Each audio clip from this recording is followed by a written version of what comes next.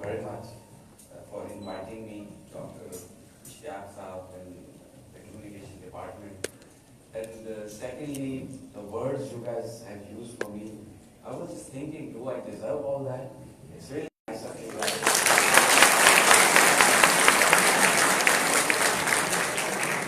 As a student and as a struggler all my life, I have been on that side of the auditorium, and all my life I have clapped for the people. I've been inspired by the people, and it's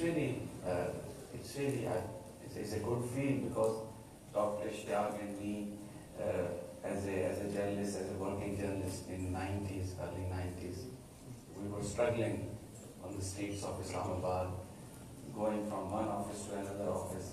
Life was very tough. And now today, he here as a Vice Chancellor, and I being the President and Managing Director of the Whole News, we had a conversation in the morning, and we were basically recalling, remembering all friends, talking about all those our colleagues. And most of them, they are, mashallah, very successful in their life. So, I mean, seeing here Sargoda University progressing and students' enthusiasm, it's really inspiring, and I feel very good. And thank you very much, Sargoda University.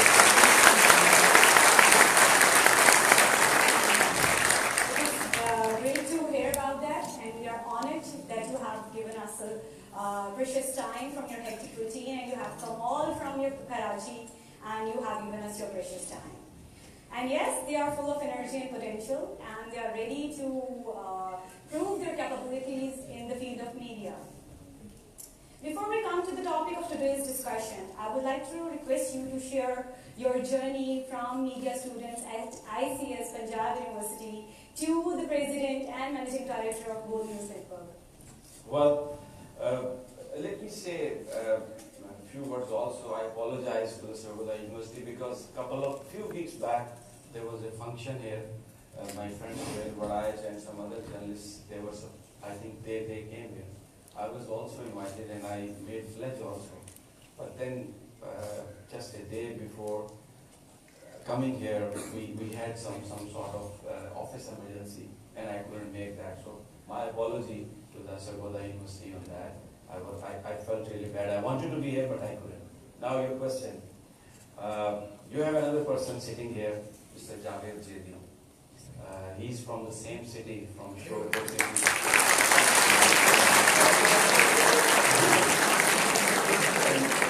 And let me tell you that he's a great poet and he's a great thinker actually. My path to this profession actually started from Mr. Jedi because I was very inspired. He was with us and what he would talk, what he would say, a person full of ideas and a very learned man. So during my school days I decided, I was not a good student at all, let me confess that. And I mean in my family my uncles, my father, they never liked me because of my educational, I was never interested. And I wanted to be a journalist actually. I'm not a journalist by accident. After seeing Jedi, this is what we call him, his name is Javed Ahmed, but Javed Jedi, this is how he's known. So I was inspired and I did FSC, then I did BSc with botany, chemistry and zoology. So I should have gone to the chemistry, but I opted for journalism in Punjab University. And those were tough days. I don't know how university is dealing with politics these days. Those were the times, I'm talking about 80s, when dictatorship of Zia was there, Bhutto was hanged. And as a young student, I was part of that movement, which was there to restore the democracy in this country. So Punjab University was center of political activity, and there were certain groups. So I remember I was beaten up 4 times in Punjab University because of my thoughts. And since I had come from Shorepur, so I was not a day scholar. I didn't have that many people, so I didn't have any choice just to stand up there and let them beat me the time they want to beat me, And after this education, it was very difficult to get a job without reference. But one of my junior in Punjab University, she was daughter of Mr. Maqbool Sharif, a very known journalist at that time, and he was chief editor of the Pakistan Times. So, with her reference, I went and met Mr. Maqbool Sharif. They took my test. I cleared the test, and when they were hiring me, I told Mr. Maqbool Sharif, let me tell you sir, मैं सुरखा, तो ये मैं आपको बता रहा हूँ, ये Pakistan times है. I wanted to let you know that. So then he said कि अच्छा जे तू सुरखा है, तो फिर ऐसा कर तू पिंडी चला जा, इस्लामाबाद चला जा, because ऐसे तेरे नौकरी नहीं करने देंगे. So I went to Islamabad. I joined Pakistan Times. 3-month probation period. I hardly went to my office. I was sending news through fax. After 3 months, when my probation period ended, I put my byline, and then it was known to those people. They tried at that time also to take me out of the Pakistan Times, but actually it didn't happen. The reason I narrated you this Maqbool Sharif was a person who was called by Judge Saab, by Mr. Ziaul Haq, and he was very close to Ziaul Haq. I told him that I am from Surkha, but because I had cleared the test, he didn't stop my way. He didn't lock me.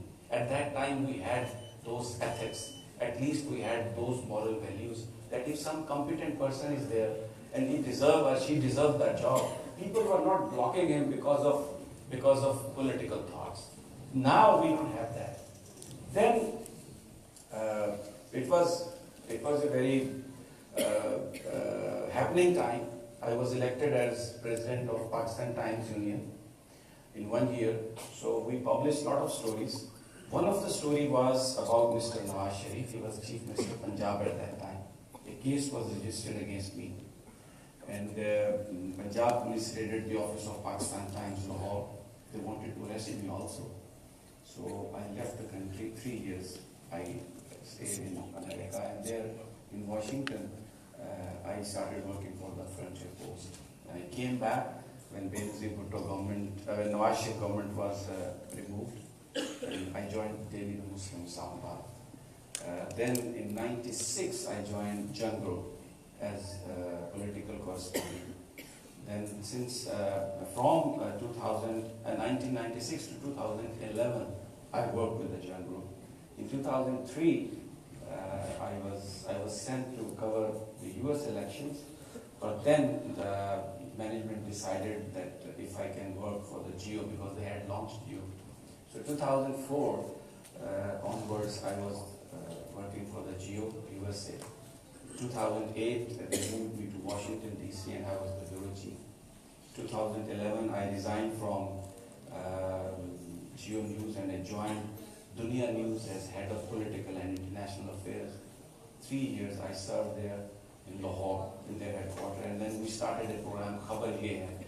It was me, Saeed Qazi, and another girl, Shazia Zishan, who works with the 92 now. Saeed Qazi worked with the public TV. Then Mohsen Naqvi, another friend of mine and owner, he wanted to launch a channel which came out as Channel 24. So I developed some differences with the Dunia News management. So I joined, I was the first person to join Channel 24. So then we built a team, and 8 or 9 months I worked with him, and I did my program Tajziya. I was doing a morning program, Mushtari Sharbash. But in 2015, I joined ARY News, and there we started a program, The Reporters. And in Dunia News also, I did a prime time show, 10 p.m., which is Top Story, actually. That was also a very, very successful show. The channel was coming on the rating on 4th or 5th place, but that show was constantly on number 2 position. Then The Reporter, alhamdulillah, that was a huge success. And but then I developed some differences on the story about Malik Riaz. I did a personal tweet, and I was asked to remove that tweet, and I was asked not to talk about Malik Riaz, but I said no, that's my personal myself to it. So then I ended. And in the meantime, old TV has a lot of resources, but it was not coming out as a television. They have a big infrastructure, but professionals were not going there. So I had a meeting with, those were the moments when I was very upset because I had differences with the ARY. They approached me and they asked me that they will give me full authority on the content and they wanted to make it a news channel. So I decided, I joined them as a director of news, but then in October they gave me a lot of authority. They made me president and managing director, and over there now I'm doing the show with ICIA, and that's all my professional story.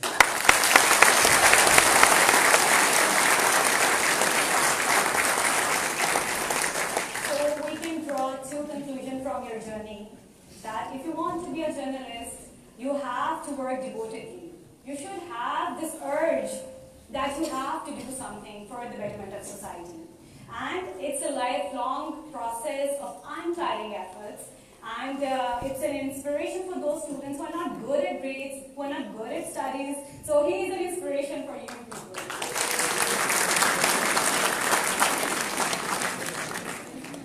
As I am media academician and you are media practitioner.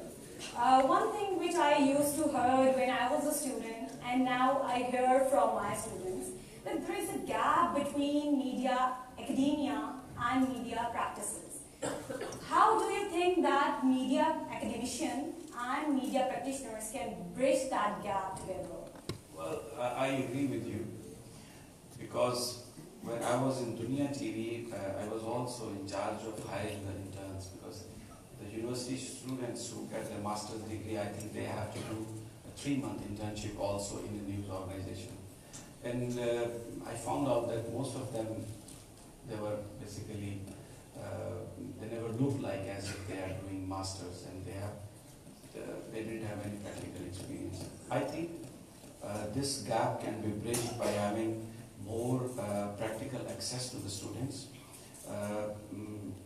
I blame media outlets also, because even those who are doing internships, actually they are not allowed to touch their equipment, and they are just given a certificate at the end of 3 months.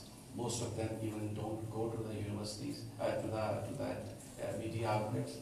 I think more practical interaction, and myself as president and managing director of the All News, Dr. Ishaq Sabi said, my offer is that anyone from Sargodha University who wants to do internship, even if they are here in Sargodha and they want to join, they want to associate with us, we will work with them, we will give them access to our equipment, we will make them work as a junior journalist. They want to go to any department. I think this is the answer, that we should have more interaction of the students, academia, and media outlets. Because once I was, when I was in New York, I went to Foreign Affairs as a think tank over there, and I heard Condoleezza Rice's speech when she was removed from the office when when Republicans were defeated, and after 8 years of service in the government, she came back as a scholar, and she said that I give you one piece of advice. When you are in academia, don't pay attention to what government is doing. Just do the academic things. And when you are part of the government, don't try to be an academia in government. So once you are in the university, study that, learn the rules, but once you go to any media outlet, forget about what you have learned in the university and go for the practical if you want to be a successful journalist.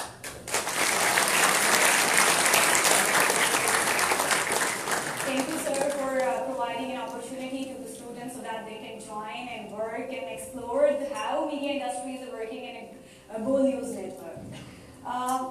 One thing which we used to hear in the media, that media is considered as a fourth pillar of the democratic state. And being a democratic country, we talk about media freedom and freedom of expression. Have you ever faced any pressure from the media, from the state? I mean, if you want me to talk a real talk, Then I will tell you what actually is happening. You know, since it's a informal session,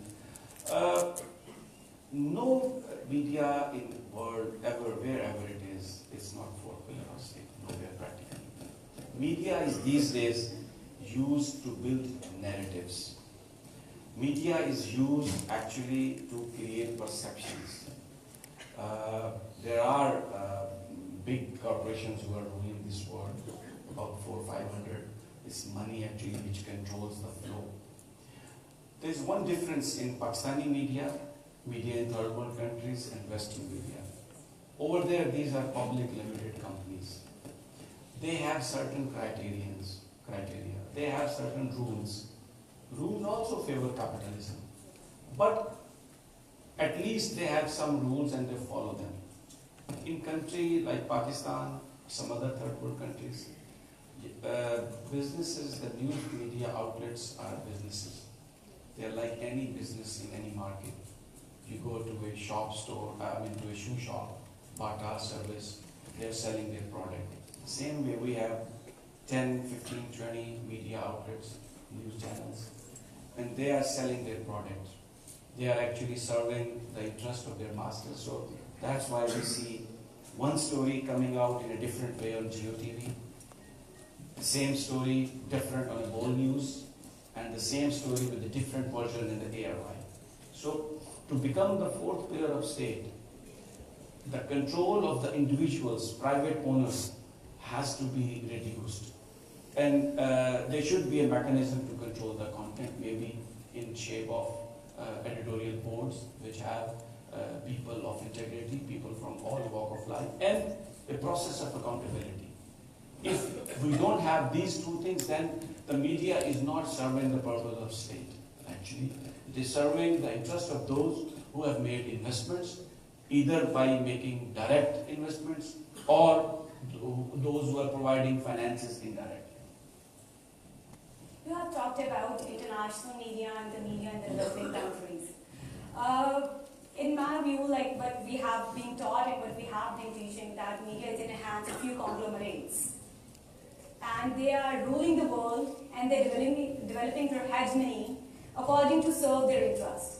So this is at the global level what media is talking about, and how the news and perceptions and perception about any specific community, especially with respect to Islam and Muslims, it is created with the help of that conglomerates. So these are the things I think which are done at a global level, and they come to us at a local level, and we see these things, these type of practices being practiced in media of Pakistan also. Like they are just serving the interest. So in that scenario, what else we can do and we can impart in our students so that they can critically think into the media content, that they are here just for doing business?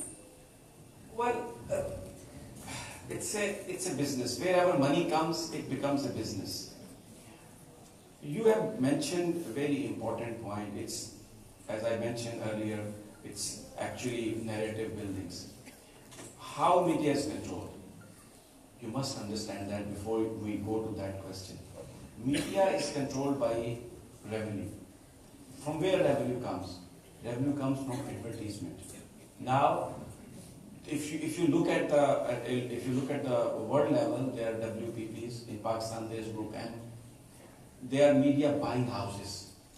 The multinationals, they give their ads to those channels through these media buying houses who are actually building their narratives. Now, this is given a legitimacy by creating rating companies. The biggest fraud is done by the rating companies. And there is a connivance actually. Lately, Supreme Court of Pakistan has given a landmark decision in our case, because I went to the Supreme Court of Pakistan and I challenged this system. And then Supreme Court, in their decision, it was a 3-member bench, they gave this verdict that there was cartelization of advertisers, of media houses, and they were controlling all that. So basically what you're saying, all this perception, even it is about Islam, it is about Christianity, it is about any issue, it is being done by the media, and those media groups who are moving along with that perception, they are given, provided resources in terms of ad revenue, then the government supports them. So the media person actually, the question was that what should they do? First of all, they should be able to understand what is happening, what is going on. They should not be, they should not get carried away with what information is coming. For instance, once I was part of the Environmental Council, and Mr. Asif Zardari was the chairperson of that. It was the time when Benazir Bhutto was the Prime Minister, and they were trying to find out that what this thing is propagated, who is behind that.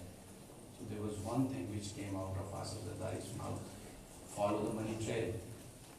Just see from where the money is coming, and then you will understand. So media persons, if they want to understand what is going on, they should be able to know what is happening, who is who. For instance, why Bol is doing this, why Geo is doing this, why CNN is doing this.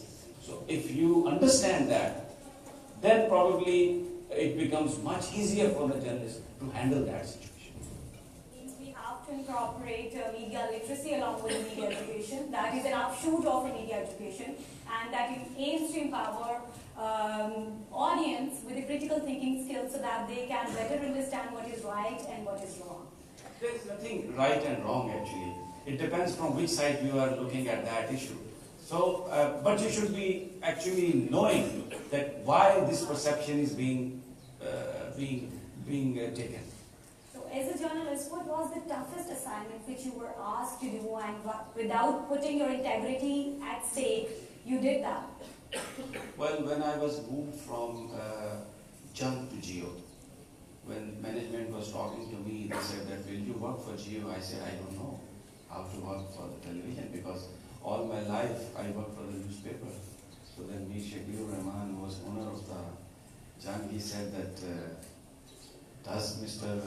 Nasser Beg Chuktai know about the TV? So we trained him, so we'll train you. So when I moved to TV, I was in America and it was very expensive to get training. So I had to learn the camera, I had to learn the editing. I was having camera with me. I was working as a cameraman, I was working as an NLE, I was working as a reporter, and sometimes I was doing my own as live. So those, I think that 1 year was learning first TV, and then it was difficult. I mean, I was from Pakistan and going to State Department, going to White House, going to Pentagon. There was so much pace. And then the toughest assignment was when I visited Guantanamo Bay at that time. And it was untold censor also, because US laws were very tough. So to create a balance, because I wanted to give what I see, what is the field, but still I don't want to be marked by the US agencies over there. So I think that was the toughest time.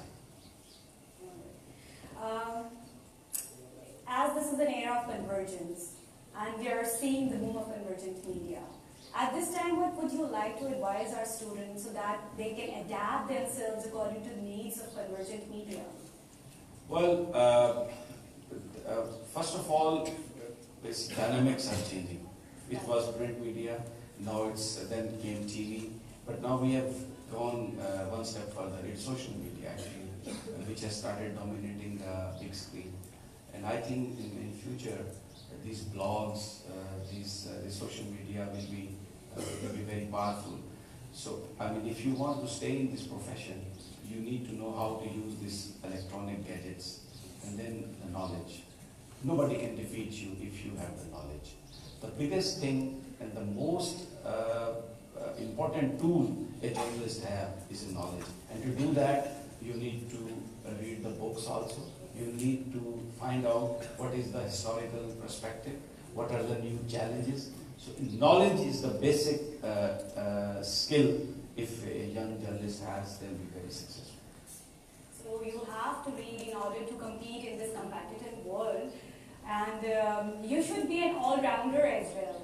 Like he mentioned that he had to handle the camera and he had to record the event. Means you have to be a jack of all the trades. Only one skill cannot make you more competent in the media field.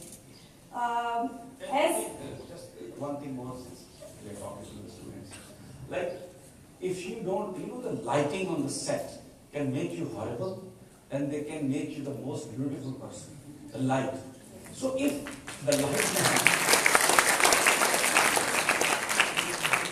if the lighting person wants you to be not successful, he doesn't need to do anything else. Just to turn the light a little bit, and you are gone.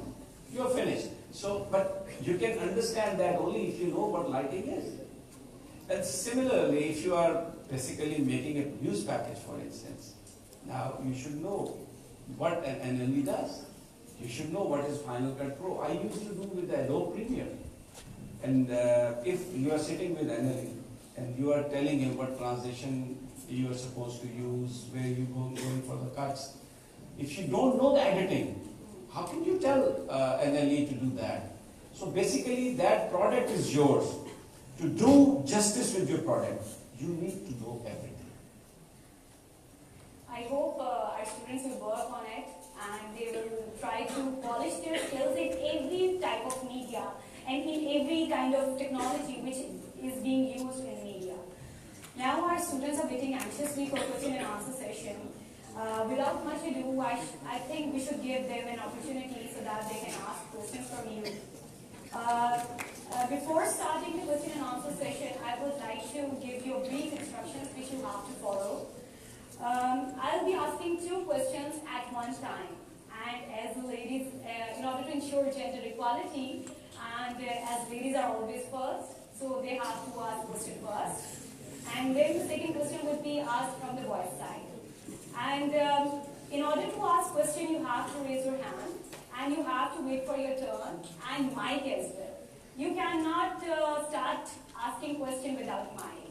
And then once you get the mic, you have to introduce yourself briefly by just telling your name and the semester from where you belong. Your question should be very direct and it should be very relevant. And once your questions are answered, then we will take 2 other questions. So in the same manner. So this is the pattern and the format which would be followed in this session. Over to you now.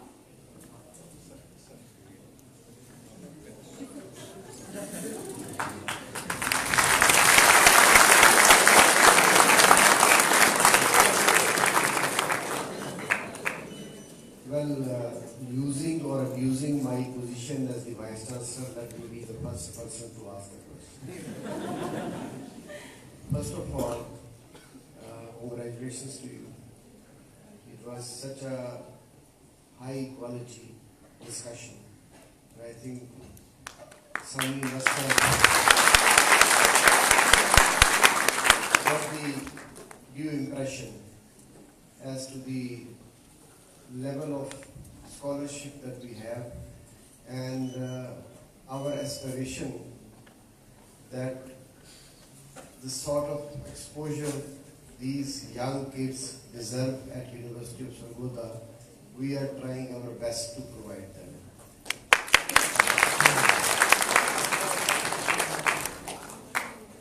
Such productivity, we can simply, I can tell you, because we have been to places in Pakistan and outside Pakistan. I can tell you that maybe this is my college, former college in Oxford, where I spent 5 years. This event, the way it is going on, and which is why actually I got the mic, it's no different from any big event in a big university in London, Oxford.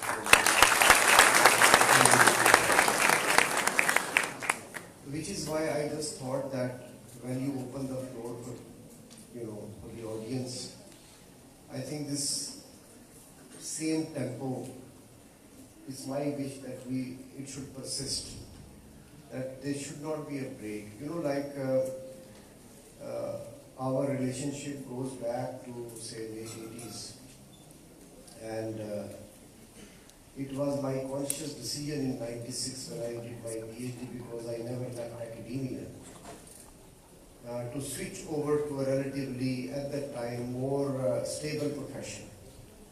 Because pays were very low, job was very tough, and we had the due passion as well. लेकिन वो जो time spent, अभी हम अगर if I reverse the clock back to say 94, you know, Sami Ibrahim along with Mr. Zakulullah Khan, also a graduate of this college, there were 2-3 people, among all, JD also included, who had direct access to Prime Minister Benazir Bhutto. किसी ने अगर किसी PM से immediate में बात कर लो, मिलना हो, I also got a gold medal from her for the best human rights report of the year 1994. Sami was perhaps the most important journalist in Islamabad, at least, back in 19, कितने साल हो गए.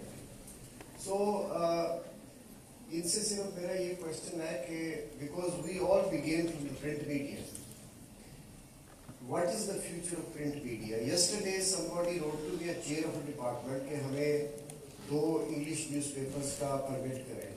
I threw the application away. क्योंकि if you see New York Times, Guardian, they are hardly surviving. I think the Independent has gone out of circulation. So what is the future of print media, at least in Pakistan? Will it stay a bit longer or vanish as the global trend is? And how do you broadly see the future of media if you relate it to the political evolution of this country as we speak now, in the future? Thank you. Dr. First of all, thank you very much for terming me one of the most important journalists during the Benazir Bhutto's era.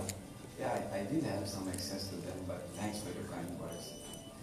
Your question about print media, eventually, if you look 50 years from today, so definitely print media at that time will be almost gone, finished. Los Angeles Times, they have stopped their printing. Chicago Tribune has stopped its printing. New York Times has reduced their print order. They are turning to actually internet. Everything is becoming electronic. Newspapers will be there, but they will not be on the print. They will be on the websites. They will be actually electronic papers. Now we call them newspapers, then they will be like electronic news, because there will not be any paper. This is the future of newspapers, and here in Pakistan also, the circulation, print order circulations, they have reduced phenomenally. There was a time, like maybe 10 years back, when Jung Lahore publication, their print order was more than 200,000. Now they're printing about 50,000. And in Pindi, Islamabad, their print order has gone down to 10,000, from 60 and 70,000. Still a few years we will have newspapers, but eventually they will go away. They will stay as electronic news, and they will be requiring the same amount of resources. Only the paper will be out. This is what is the future. And what was your second thing you asked? Second is how, you see the media. Yeah, the future of media. Now, yeah, that's a very yes. That's a very important question. Now, if we look at what is happening here after the CPAC and the way things will be moving, actually, the way there are talks now, Americans are talking to Taliban. Afghan peace process has to be successful, because countries don't progress. These are the regions who progress. And to get full benefits of CPAC, we have to have good relations with the neighbors. And what I see after talking to a number of important people, in next 5 years probably, the most, I'm giving the most, the next 2 to 5 years, we will have peace in Afghanistan. And this CPAC will be finishing, completing by that time its infrastructure. Now, media flourishing depends on revenue from businesses. If there is peace in this region, which we see is coming, there will be a lot of investment here. Islamabad is going to be hub of the multinationals, because if we look at Afghanistan, if we look at certain Central Asian states, we don't have that developed infrastructure. So whatever multinational is coming, they will be setting up their headquarters in Islamabad. Pakistan will be a pivot actually. And this is what Indians have realized, this is what Pakistan has realized, Chinese, Russians, they all have realized. So I see a great prospect of media because businesses will be flourishing. This all Central Asian states, this Western China, Afghanistan, these are all untapped. Look at the economy is not documented. Look at the number of people who are living. They need things. They need hospitals. They need other products. Everything will be coming here, and this is very important for any media to flourish. We will be having a lot of advertisers. We will be having media flourishing. I see a very I'm not a pessimistic, I'm optimistic, and what I am looking as a journalist, from 5 to 10 years, there will be a great development in media, and media jobs will be great.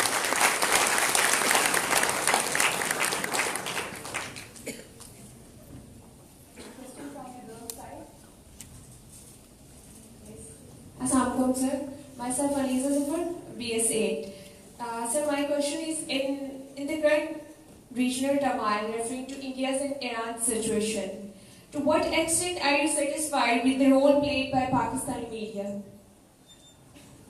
Well, if you ask me, there is always room to improve. And right now, we see in our media actually, probably the stuff about international relations, we don't see that many stuff. Even in our talk shows on electronic media, in the prime time, what we see is more local things, more national things. Nawaz Sharif साहब ने सुबह नाश्ता किया, सरदारी साहब उठ गए, इमरान खान साहब ने वीर साहब से बात की. So these kind of things, because they give ratings. Appetite for international affairs is not that much in our audience at this moment, because media actually developed that thing. और अगर कोई करने की भी कोशिश करता है तो उसको they don't get rating, because you must understand this rating system in Pakistan is not fair.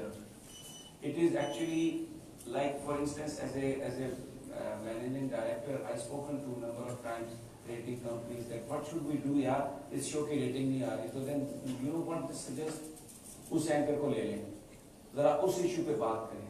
Actually this rating system, this revenue is developed to control and manipulate the content of the media. That's why I requested earlier that you guys as a young journalist must know first of all what is the purpose of rating, what is the purpose of advertisement companies, and why these subjects and these issues are being dominated in they're dominating on the talk shows. So your question that about India, about Iran, about rest of things, like for instance, what are the basis, what are the differences of our relationship with USA? Where are we heading to China? You don't see much of that. You don't see much of discussion about CPAC. You don't see much of this discussion what is coming next. What we see, acquisition, then acquisition, then acquisitions. So I'm not satisfied what is being said on the media about those issues and about other international issues. But eventually, you guys are the future of Pakistan. When you are equipped, when you have the knowledge, and when you insist on doing things, if not on the national media, in your blogs, on your Facebook pages, then national media will be forced to go into that. So I'm not satisfied, but in future, definitely the students, the young journalists, the learned journalists, they can make a difference.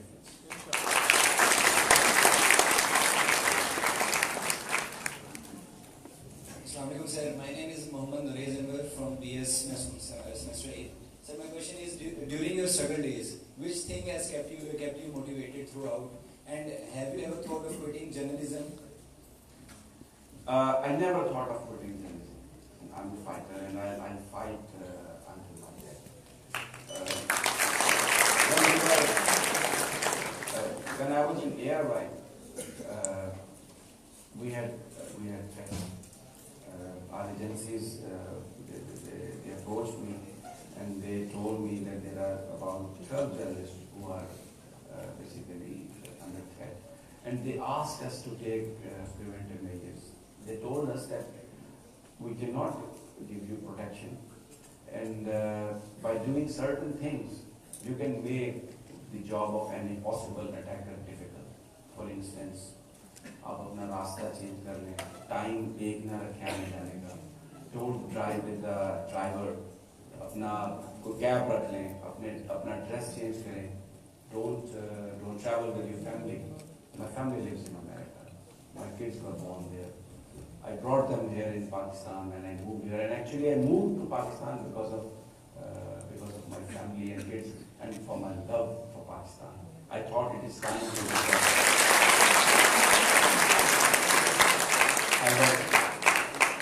I was offered a job in the State Department. I developed personal friendship with Richard Holbrooke. I traveled with him. I'm the only journalist who interviewed serving CIA chief. I interviewed Hillary Clinton. I interviewed Admiral Mike Mullen. I went to the Pentagon exercises and see that. I was taken to the Guantanamo Bay. So, but I came back. I came back to Pakistan. I refused everything. I refused to live there because I thought now I should be in Pakistan. So I brought my kids. They didn't know Urdu. I put them in the Lahore grammar school. They learned Urdu. They read Quran here. But when agencies asked me that I should not travel with my kids, with my family, so my wife was still there. She's a Pakistani, but she's a doctor. She's running 2 clinics in New York. It was not possible for her to come back. So I shared that thing with her because the kids were of mine and her. And if I am getting threats and my kids are with me, it was impossible for me not to tell her about that. She's a brave lady, but she said that kids should not be, part of